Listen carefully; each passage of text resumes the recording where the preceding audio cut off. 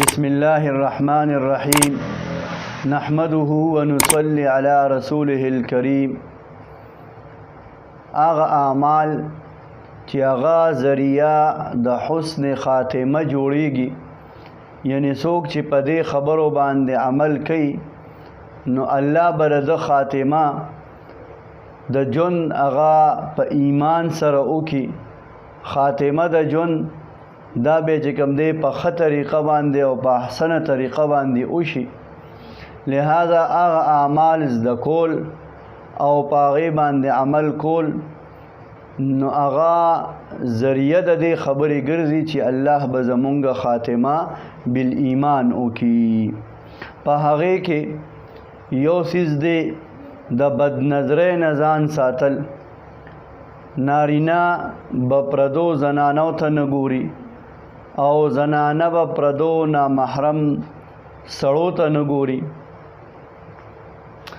نو چې د بدنظرۍ نه ځان ساتي، د نظر حفاظت څوک کوي، الله جل جلاله به د خاتمه بالایمان چې کوم دی دا وفرمایي.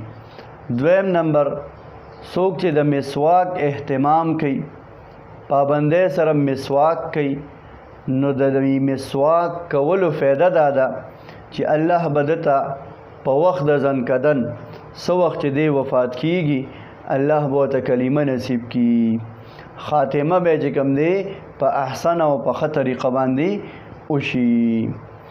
دریم نمبر، څوک چې په خپل ایمان باندې د الله شکر ادا کوي چې یا الله شکر الحمدلله چې زه د مسلمان پیدا کړی.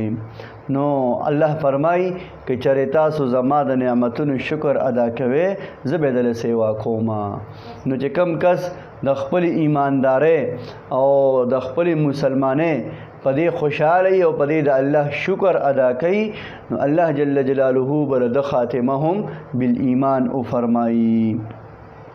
بل څوک چې صدقه او خیرات کوي، په جون باندې صدقې کوي، خیراتونه کوي، د الله په نوم باندې ورکړه کوي، الله جل جلاله به د ایمان چې کوم دی نصیب کی په وخت د ځنکدن کې. او بل څوک چې د الله د اهل الله سره محبت ساتي، د علما او د صلحا او د نیکانو سره تعلق او نسبت برابر ساتي، هغې سره محبت ساتي، هغې سره مینه ساتي، نو الله جل جلاله به دک انسان آخر خاتمه بالایمان وکي. او دک رنګې څوک چې پاک دامن اوسیږي، ځان د تهمت نه، د زنا نه، د بدو عملونو نه پاک ساتي، او دک رنګې څوک چې د اذان جواب ورکوي الله جل جلاله به د هغه آخره خاتمه بالایمان کی.